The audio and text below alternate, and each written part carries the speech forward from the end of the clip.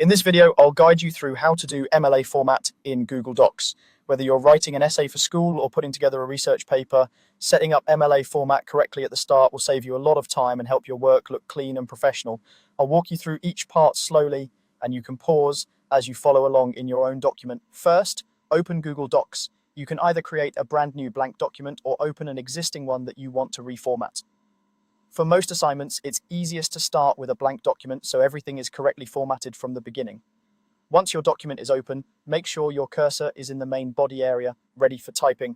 Next, let's set the font. MLA format requires a readable, standard font, and the most commonly used one is Times New Roman at size 12.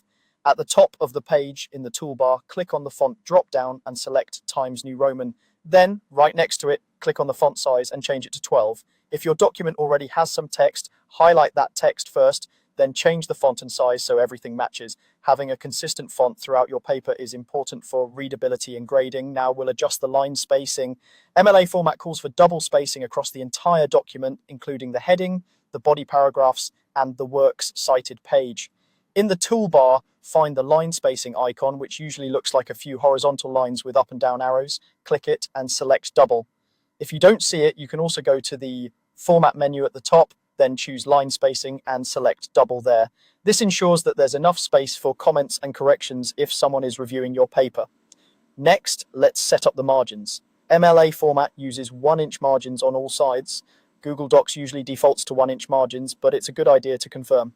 At the top, click on File, then Page Setup. In the window that appears, you'll see boxes for top, bottom, left, and right margins. Make sure each one is set to 1. If any of them are different, change them to 1 and click OK.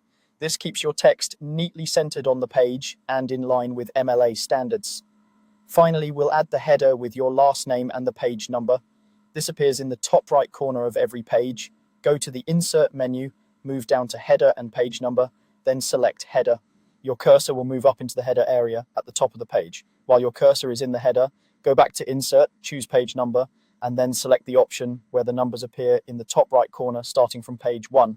Once the page number appears, click just to the left of it and type your last name, followed by a space. Make sure the header is also in Times New Roman size 12 so it matches the rest of the document. After you've done all of this, click back into the main document area and you're ready to start typing your MLA formatted paper in Google Docs.